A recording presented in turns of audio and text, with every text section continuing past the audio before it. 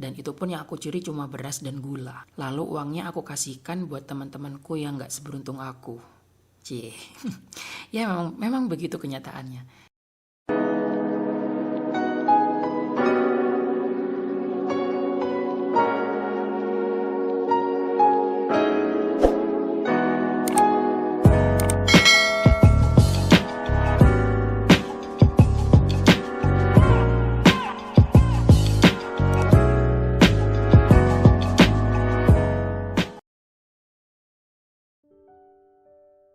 Assalamualaikum warahmatullahi wabarakatuh.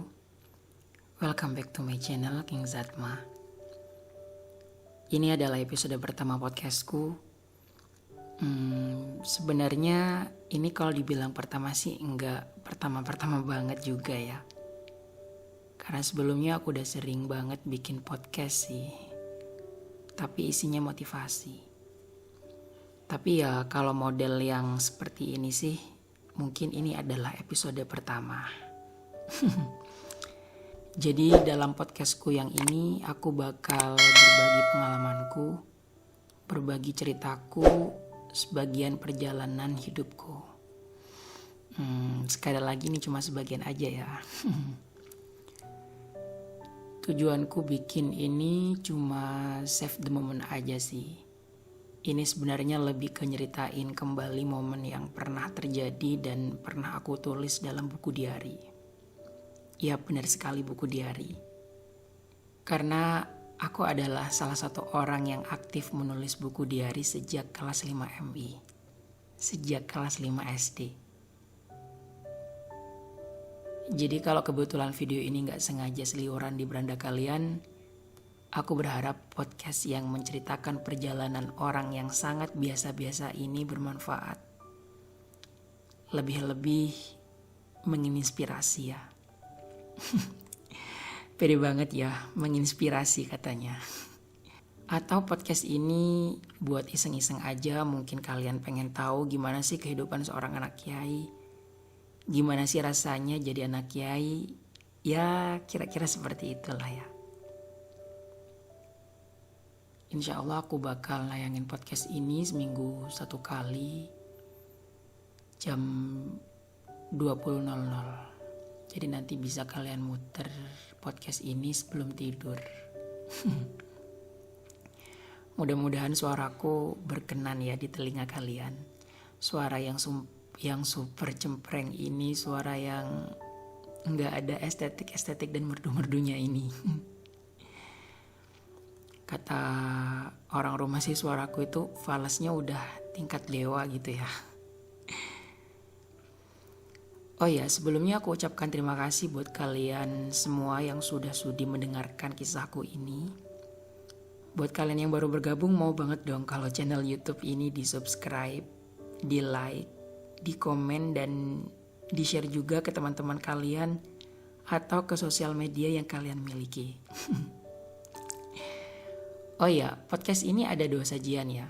Ada sajian visual dan sajian audio saja. Yang sajian visual di YouTube King Zatma ini, terus yang kajian audionya bisa kalian dengerin di podcast yang sudah available di Spotify, Google Podcast, Apple Podcast, dan tentunya di Anchor juga. Tapi aku berharap kalian dengerin di YouTube aja ya. Meskipun gak ada gambarnya, gak ada video ilustrasinya, mudah-mudahan kalian dengerin di YouTube aja ya. Hitung-hitung biar jam tayangku tuh nambah gitu loh. Seperti yang udah aku katakan sebelumnya, kalau ini adalah momen yang pernah aku lalui dalam hidupku, yang pernah aku tulis dalam buku diariku. Dalam podcast ini sebenarnya aku lebih bercerita tentang kisah jatuh bangunku saat mendirikan lembaga yang alhamdulillah sekarang udah berkembang. Buat kalian yang belum kenal aku, kenalin, nama aku Zadul Ma'ad Syarif. Jadi semua akunku aku kasih nama King Zatma. Itu sebenarnya kepanjangan dari Zadul Ma'ad. Lalu Kingnya dari mana? Ya Kingnya itu artinya kan raja ya. Jadi aku berharap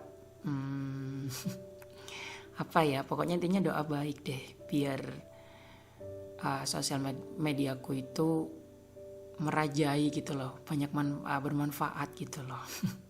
Kira-kira seperti itu. Teman-temanku, tetanggaku di desa Pandanwangi biasanya memanggilku Mas Maat. Mas dalam bahasa Jawa bermakna kakak atau abang yang diperuntukkan untuk orang laki-laki yang lebih tua. Tapi di beberapa daerah, Mas ini adalah panggilan kehormatan untuk anak kiai. Teman-temanku di pondok memanggilku Gus Maat. Murid-muridku biasanya memanggilku Ustadz Maat. Aku adalah seorang anak kiai di sebuah desa kecil di pelosok Lumajang. Desa Pandanwangi, Dusun Cengkok tepatnya. Zadul Maat adalah nama pemberian dari abiku. Sebuah nama seorang anak yang sekaligus dijadikan sebuah nama pondok pesantren karena nazar seorang ayah yang 3 tahun menanti kehadiran buah hatinya. Zadul Maat mempunyai arti bekal menuju ke akhirat. Sudah pasti nama pilihan terbaik menurut versi orang tuaku. Tapi kalau boleh jujur, aku sering banget insecure dan gak pede sama namaku sendiri. Apalagi saat aku ikut lomba dulu. Pas ikut lomba, pasti mereka salah menyebut namaku. Ada yang nyebut Zaidul Mat, Zadul Maat. Bahkan namaku pernah dijadikan bahan bulian, jadi bahan lucu-lucuan. Zadul, zaman dulu. Ada yang bilang jadul. Iya, jadul zaman dulu. Nyebelin gak sih? Tapi seiring berjalannya waktu, aku bangga dengan nama pemberian orang tuaku ini. Selain ini diambil dari nama kitab yang ditulis oleh seorang ulama besar, yaitu Ibnu Qayyim al-Jauziyah. Artinya juga merupakan sebuah doa yang sangat syarat makna. Zadul Ma'ad berarti bekal menuju ke akhirat. Ya, walaupun kadang jujur aku merasa berat juga sih dengan nama Zadul Ma'ad ini. Nama yang penuh harap, nama yang penuh dengan amanah, bekal menuju akhirat. Lalu bagaimana dengan bekalku saat ini? Aku seperti selalu tersindir dengan namaku sendiri setiap hari, Zadul Ma'ad. Namaku seolah-olah setiap hari itu nuntut aku atau ngasih aku pertanyaan, Zadul Ma'ad, bekal menuju akhirat. Gimana bekalmu? Gimana bekal akhiratmu? Oh ya, tadi aku bilang Zadul Ma'ad ini juga sekalian menjadi sebuah nama pondok pesantren yang didirikan oleh ayahku tahun 1988. Jadi pada tahun 1988 awalnya pondok yang didirikan ayahku itu tanpa nama. Ya di zaman dulu pokoknya ada anak ngaji, ada anak yang mau bermukim, ya diajarin. Namanya juga orang zaman dulu itu mungkin karena terlalu ikhlas kali ya. Jadi bahkan nama pun itu gak kepikiran gitu loh. Pokoknya kalau ada anak yang mau ngaji ya udah diajar gitu aja. Sampai-sampai sama masyarakat dikasih nama sendiri dengan nama Karangkates. Karena konon katanya zaman itu di pondok yang didirikan ayahku banyak pohon katesnya, banyak pohon pepayanya. Jadi dikasih nama Karangkates. Kemudian saat aku lahir tanggal 5 Juli 1990, nama pesantren yang awalnya tak bernama itu, atau bisa disebut Pondok Karangkates, mempunyai nama resmi dengan nama Pondok Pesantren Zadul Ma'ad. Iya, namaku. Zadul Ma'ad adalah pondok pesantren salaf. Pondok pesantren tradisional yang hanya fokus pada kajian-kajian kitab klasik. Tapi nama seorang Zadul Ma'ad tak seklasik dan tak sesalaf nama pondoknya. Sejak kecil aku punya cita-cita yang besar. Ya, besar menurut versiku tentunya ya. Yaitu suatu saat aku ingin merubah konsep pendidikan salaf Zadul Ma'ad ini menjadi modern. Oke, mungkin kata modern terlalu muluk-muluk ya. Atau paling enggak Zadul Ma'ad ini harus ada sekolah formalnya. Aku sangat sedih saat santri abiku tidak mengenal apa itu aljabar.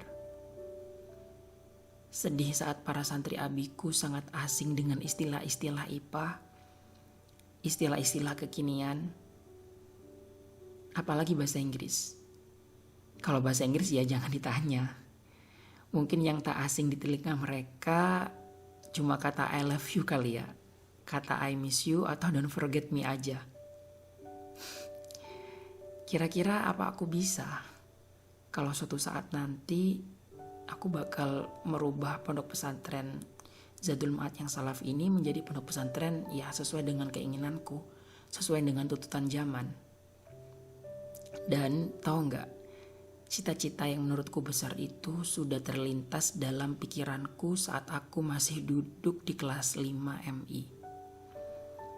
Bayangin coba, di usia segitu aku udah punya gambaran, udah pengen udah punya mimpi kalau aku bakal suatu saat merubah pondok ini menjadi pondok yang oke lah bisa dikatakan modern.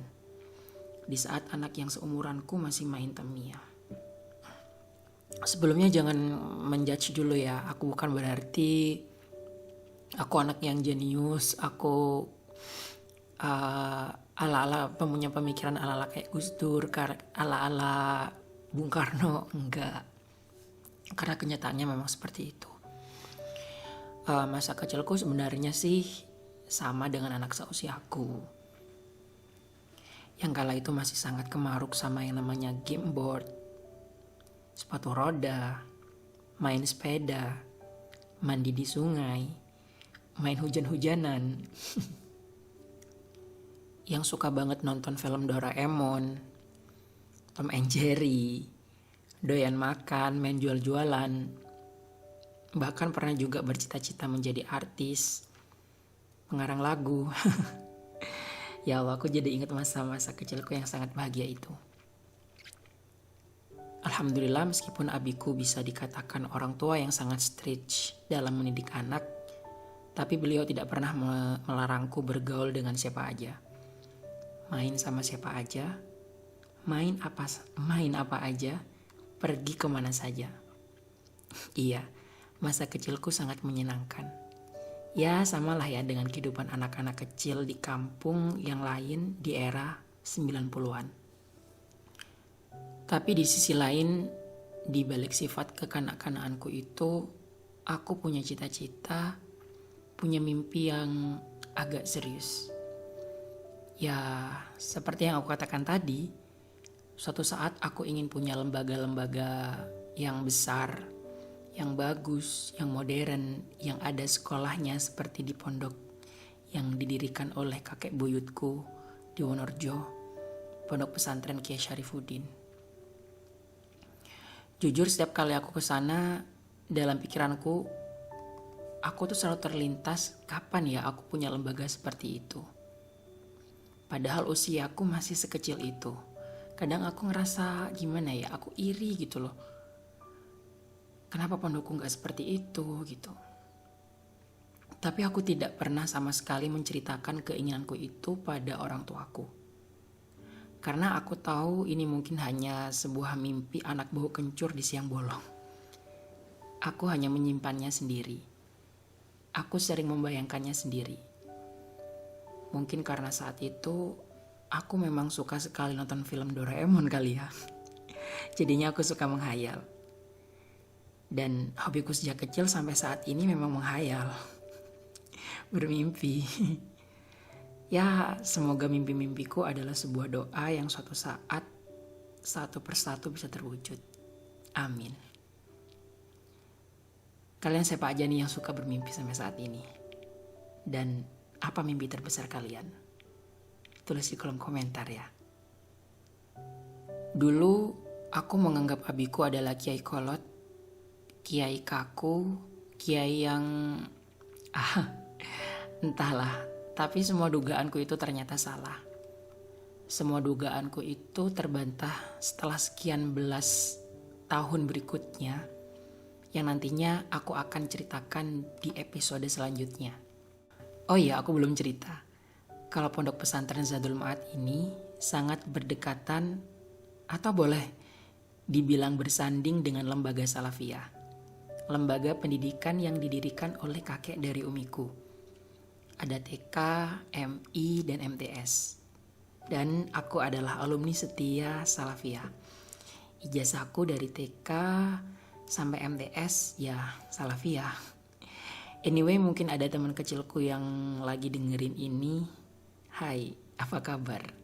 Aku rindu kalian semua. Temanku saat itu yang paling selalu aku ingat adalah Toyib, Mbak Lia, Lek Kiki, Agus, Mas Basit, Iwan, Haryanto, Nuryami, Rati, Husna, Purwati, Mbak Susianingsih, siapa lagi ya? Maaf kalau aku gak bisa nyebut nama kalian satu persatu. Komen dong kalau mungkin kalian kebetulan nonton podcast ini, dengerin podcast ini. Aku mau nostalgia masa MTS nih. Dulu aku bisa dibilang anak yang bandel. Gak bandel gimana-gimana ya. Ya bandelnya itu ya males ngaji. Suka ngakalin umiku juga. Kan waktu itu yang ngajar kitab ngajiku itu kan Mbah Kung. BTW Mbah Kungku itu sangat sabar pakai banget. Allah maghfirlah untuk beliau. Ngaji bersama para santri yang lain. Ngaji aku duduk di soft paling belakang sendiri. Kalau subuh jangan ditanya. Aku udah pasti ketiduran. Lebih tepatnya bukan ketiduran sih, tapi emang Nawa itu emang sengaja tidur. Entar kalau mbakku nyuruh aku baca kitab, aku udah siapin contekannya. Jadi makna Jawa Pegon itu udah aku tulis dengan huruf Latin, udah aku tulis pakai bahasa Indonesia. Ini jangan ditiru ya. Aku yang sangat pemalas, akhirnya abiku berinisiatif untuk mengajariku secara privat. Mampus. Umiku juga. BTW tiap kali aku ngaji sama Umi, udah pasti terjadi perang dunia kedua. Yang dicubit lah, kalau kata orang Jawa itu dipetol ya, atau dicetol gitu ya. Begitu juga kalau Umi pas ngontrol buku ulanganku. Beliau pasti udah murka kayak ibunya si Nobita karena ngelihat nilaiku yang sangat menakjubkan. Apalagi pelajaran matematika. Aku emang gak sesuka itu sama matematika. Karena di pikiranku saat itu, aku mikirnya gini. Buat apa sih belajar matematika? Buat apa sih ngitung luas segitiga segala? Ngitung volume air? Lagian aku juga gak bakal jadi kuli bangunan kan? Aku gak bakal jadi arsitek kan? Kalau mau ngitung zakat pun atau ngitung yang ada di foroid, kan udah ada kalkulator. Jadi aku udah sesimpel itu gitu loh dulu mikirnya. Ya mungkin karena aku anak pertama kali ya. Umi emang se-stretch itu dalam mendidikku, dalam mengontrol prestasi akademiku. Bayangin kalau aku juara 3 aja, beliau udah pasti ngomel. Ya gak marah sih, tapi lebih cenderung kayak gimana ya lah cari cowoknya ku dipa itu gitu loh. Kok bisa anjlok nilainya, kok bisa juara 3 gitu. Oh ya FYI, aku dari kelas 1 sampai kelas 5 MI aku tuh juara 1 terus. Habis itu juara 2. Dan pada saat masuk MTS aku gak pernah juara 1. Aku selalu juara 3. Pernah juara 2. Dan itu udah jadi masalah kalau aku tuh kayak, makanya kamu malas, kamu gini gitu. Pokoknya gimana ya, umiku tuh selalu nuntut kalau aku tuh harus juara gitu loh. Mungkin karena anak pertama kali ya. Karena emang di keluarga aku itu, terutama dari keluarga Umi, itu emang apa ya, panas-panasan nilai gitu loh. Jadi semuanya itu harus dituntut anak-anaknya itu harus juara 1 gitu. Jadi juara 3 itu kayak sebuah aib gitu loh. Lain halnya dengan abiku. Abiku selalu cuek dengan nilai-nilaiku. Abi nggak begitu ngurus, nggak begitu peduli dengan prestasi akademikku di sekolah. Karena mungkin beliau basicnya salaf kali ya. Jadi beliau lebih cenderung ngurus ngajiku. Beliau lebih cenderung gimana ya? Yang penting kamu tuh jadi orang bermanfaat gitulah, kira-kira kayak gitu. Oh ya, aku belum cerita ya, kalau aku pernah kabur alias minggat sampai 2 kali dari rumah gara-gara ngaji nahwu ke abiku. BTW abiku tuh kalau ngajar nahwu ya, itu strict banget, ekstrimnya. Ya, karena expert beliau emang ada di ilmu nahwu. Aku sampai nggak tahan sama hafalan yang beliau berikan. Waktu itu aku sempat kabur ke Ponpes Darun Najah Petahunan. Padahal waktu itu aku kelas 3 MTS. Jadi ceritanya pas itu pagi habis ngaji. Kalau kata orang Madura itu rop-sorop areh apa ya, masih remang-remang gitu ya. Aku minta anter sama santri, waktu itu namanya Paidi dan sekarang sudah jadi alumni. Barangkali dengerin ini. Aku minta anter ke Tempeh. Alasanku aku mau ke pasar, pengen jajanan pasar gitu. Tapi setelah nyampe di pasar, aku lari menuju angkot dan aku langsung menuju ke Petahunan, ke pondok pesantren Darun Najah. Dan aku nggak bisa bayangin habis itu Paidi itu diapain sama abiku. Aku juga pernah kabur ke rumah Mbak Hot. Bukan pernah sih, sering banget ke rumah Mbak Hot. Mbak Hot ini adalah alumni yang sejak kecil bantuin ngerawat aku.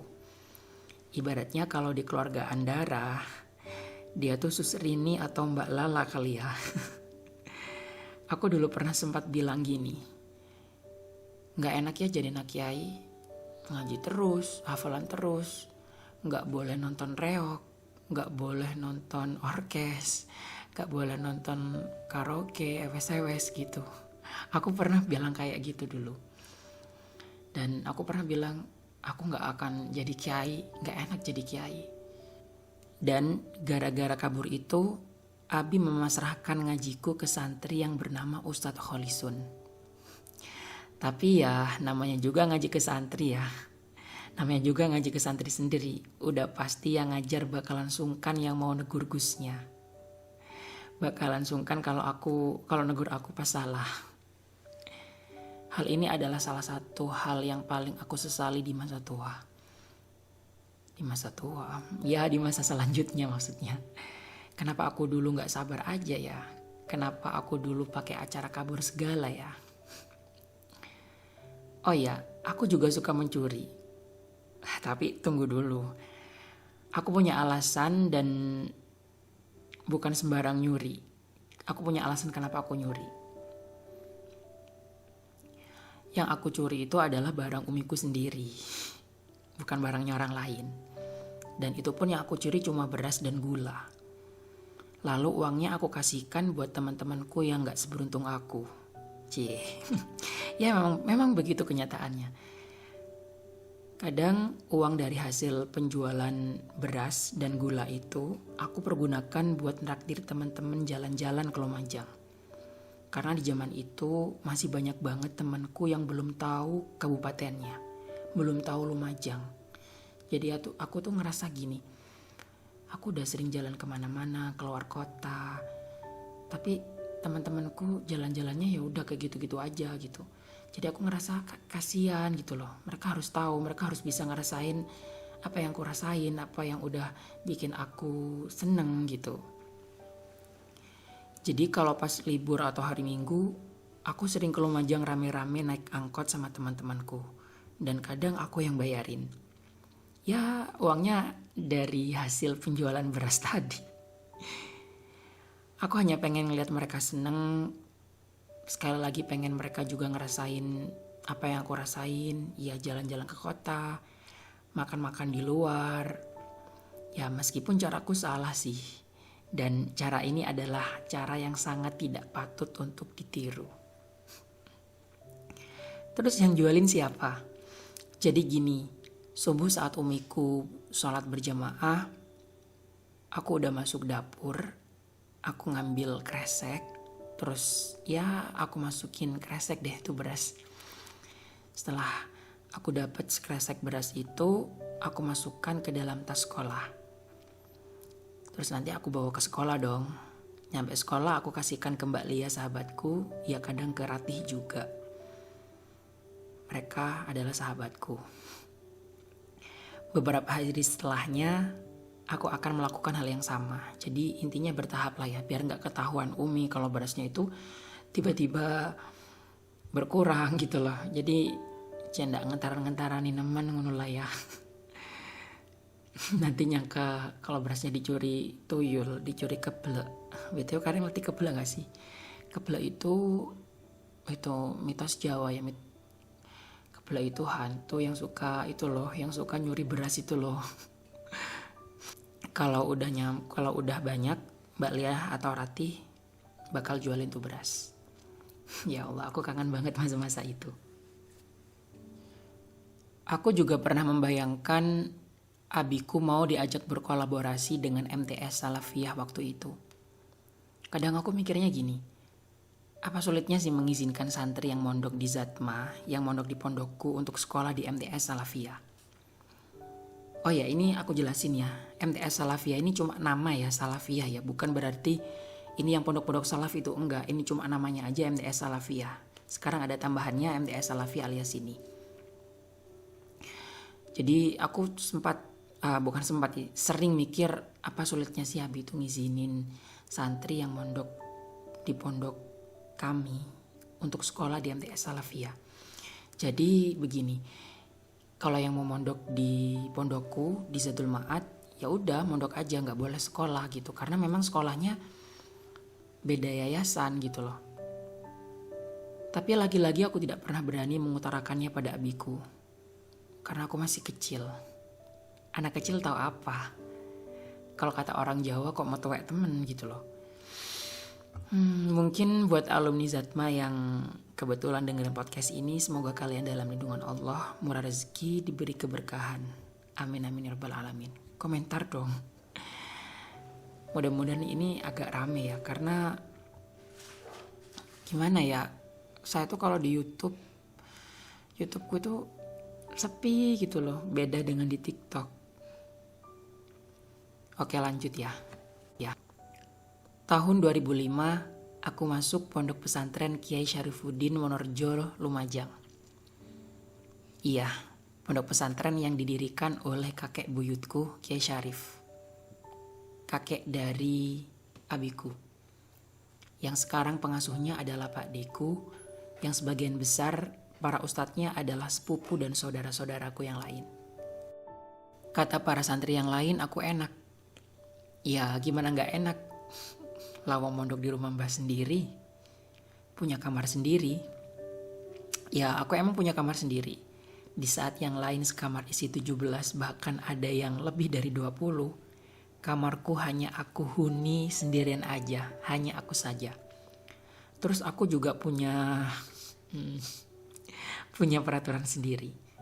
Ya maklum lah ya, mondoknya di rumah mbah, dan mungkin ini definisi mondok di rumah nenek moyang lo sendiri. Tapi kalau dipikir-pikir lagi, apanya yang enak? Mereka nggak tahu sih kalau aku sebenarnya punya beban moral banget di sini. Dan benar, karena aku putra seorang Kiai Fawahim Atur-Ra'i Syarif, aku dianggap sudah sangat paham betul kitab kuning. Dan tahu nggak, madrasah diniaku langsung loncat kelas 4. Mampus nggak tuh? Padahal aku nggak se-expert itu. Aduh, aku jadi nyesel kenapa dulu pas ngaji ke Umi aku males banget. Jarang belajar nunggu di opera-opera. Nasib baik aku masih punya bekal nahwu seadanya yang pernah diajari Abi yang hanya aku tempuh selama 4 bulan privat waktu itu. Aku bener-bener nyesel. Seandainya dulu aku gak pakai acara kabur segala dan terus ngaji ke Abi sampai lama, mungkin gak bakalan seperti ini. Mungkin aku bakal langsung jadi ustadz kali ya. Dan perjuangan pun dimulai. Oh iya, barangkali ada teman pondokku yang lagi dengerin podcast ini. Aku doakan semoga kalian selalu bahagia, murah rezeki, dan selalu dalam lindungan Allah. Terus buat Cak Rohim, Ibnu, Cak Rul, Cak Muhyiddin, Yoyo, Holil, Amin Bades, Bustan David. Ya semuanya deh. Maaf aku gak bisa nyebutin satu persatu ya. Absen dong di kolom komentar. Seperti yang sudah aku katakan tadi, kalau aku adalah anak yang super malas. Sudah bawaan dari rumah kalau aku malas. Ya malas belajar, ya mager, ya pokoknya malas semuanya deh. Tapi sejak masuk pondok ini, aku jadi diriku yang baru. Aku bukan Maat yang dulu lagi. Sekarang aku adalah Maat yang setiap kali nelpon Umi dan Abinya minta kiriman kitab. Maat yang selalu rajin menyalin keterangan Kiai Sulaha ke buku khusus rangkuman. Maat yang rajin ke Asta Kiai Syarif. Iya, aku emang seberubah itu saat itu. Saat teman-temanku di hari Jumat dan malam Selasa nonton TV, aku malah asik menyalin terjemahan kitab gandul ke kitab kuningku. Aku sering banget diskusi dengan para ustadz. Waktu itu aku sering banget diskusi dengan Ustadz Muholis dan Ustadz Sayi. Terima kasih Ustadz udah ngasih semangat kala itu ya. Aku emang bener-bener harus rajin belajar dan belajar ekstra karena beban moral sekali di sini. Teman-temanku menganggapku sangat alim, sangat pintar, bahkan ada beberapa santri yang minta ngaji private kepadaku. Bayangin coba. Dia adalah Suharyono dan Syaifullah, kakak kelasku. Syaifullah sekarang alhamdulillah sudah menjadi ustadz kondang di Surabaya. Kalau Suharyono, aku kurang paham ya bagaimana kabarnya sekarang. Aku selalu ingat dua nama itu. Dua orang itu adalah orang pertama yang memberiku amanah agar aku mengajarinya kitab.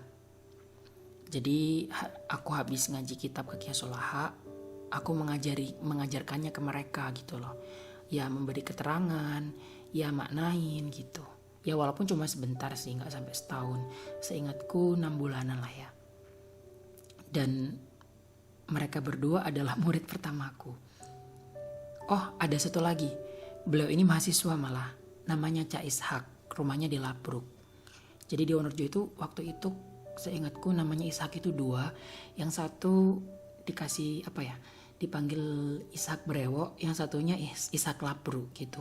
Tapi yang Ishak Labru ini dipanggil Cak Iskak. Ya mudah-mudahan nanti saya bisa ketemu dengan beliau. Kebetulan rumahnya itu daerah Labruk, berarti di dekat Pondok Pesantren Asyarifi 3. Tapi selama ini aku belum pernah bertemu dengan dia gitu. Oh ya, aku dalam podcast ini pakai bahasa aku aja ya, aku nggak pakai saya karena biar lebih enak didengar gitu lah ya, biar gak terlalu formal gitu. Aku selalu ingat nasihat Umi dan Abiku sebelum aku berangkat mondok. Beliau selalu mewanti-wanti aku gak boleh sok dan mentang-mentang karena aku mondok di pondok mbahku sendiri. Gak usah ngandelin karena aku ini anaknya siapa, cucunya siapa. Dan alhamdulillah aku bisa menghadiahkan nilai terbaik saat penerimaan rapot Madrasah Diniyah semester ganjil kepada orang tuaku. Betapa bangganya orang tuaku saat itu. Tapi prestasiku hanya bertahan di semester 1 saja. Semester selanjutnya aku mengecewakan orang tuaku. Aku lebih parah dari aku yang dulu sebelum mondok. Lebih pemalas, lebih suka mager. Dan nilaiku di semester genap ini anjlok karena aku sering bolos. Sering ketiduran, pernah ngerokok juga. Sering keluar pondok tanpa izin. Ya karena aku di pondok malah lebih bebas daripada di rumahku sendiri. Karena gini loh, aku mondok di rumah mbakku sendiri, kemudian pengurusnya itu sungkan sama aku. Jadinya kalau aku mau kemana-mana, terus aku nggak jamaah, aku memang bener-bener nggak ada yang ngontrol sama sekali, gitu. Jadi pokoknya definisi mondok di rumah nenek moyang lo deh, pokoknya gitu. Bahkan saat orang tuaku sambang, saat orang tuaku ngunjungin aku sering tidak bertemu dengan mereka. Karena pada saat itu aku keluar dari pondok. Dan pernah nih ya, pas itu aku main ke Lumajang. Pada saat itu aku tuh ngontel ya, naik sepeda ontel. Dan dari belakang, waktu itu hujan-hujan. Dari belakang itu ada yang ngelakson, tit. Terus dalam perasaanku gini, itu siapa sih kok belagu banget mentang-mentang naik mobil gitu. Tahu nggak? Setelah aku noleh, ternyata itu adalah mobil abiku yang kebetulan saat itu mau ngunjungin aku ke pondok. Ya Allah, coba bayangin gimana perasaan abi dan umiku saat itu. Dari rumah udah pengen jenguk anaknya ke pondok. Yang jelas udah pasti disiapin makanan yang banyak, yang spesial, terenak, makanan kesukaanku. Ternyata anaknya di pondok melanggar. Pernah juga aku main ke Jember saat KBM aktif. Ya kalau cuma main ke Lumajang sih jangan ditanya ya. Itu langgananku setiap malam Jumat dan malam Selasa. Sampai bibik pojok dan Jum hafal banget kalau tiap jam 5 sore, hari Senin dan hari Kamis, aku pasti datang ke rumahnya untuk meminjam sepeda ontel. Dan entahlah, saat itu aku emang benar-benar perang batin. Saat itu aku sedang terombang-ambing dalam lautan pencarian jati diri. Dan itu sangat membuat orang tuaku kecewa. Jelas. Tahun kedua, kelas 11 MA. Entah ada drama apa lagi dalam batinku. Aku tiba-tiba merasa tidak betah di pondok. Kalau bukan karena Umi, aku jelas tidak akan bisa bertahan di pondok itu.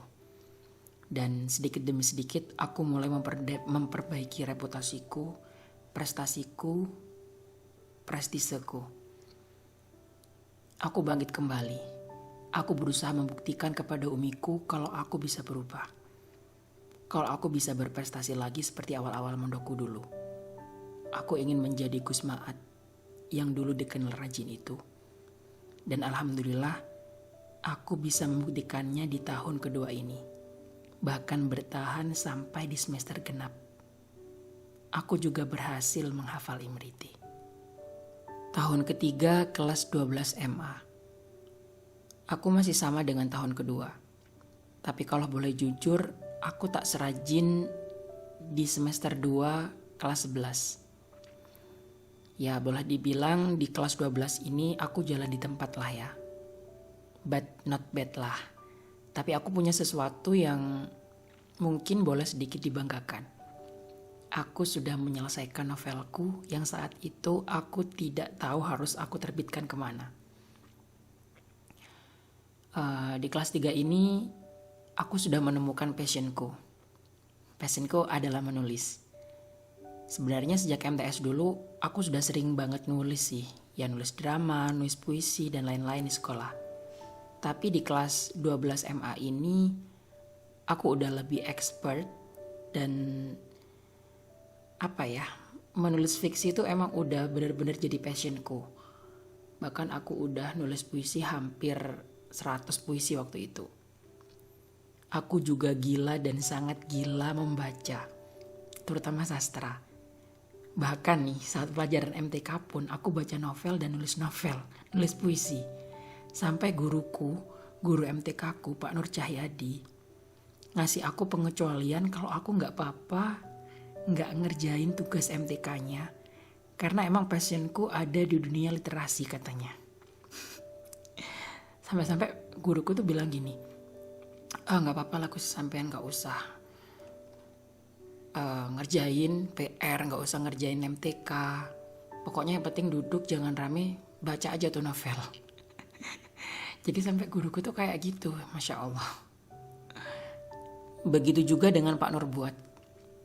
Allahumma firlahu. Beliau sekarang udah meninggal ya.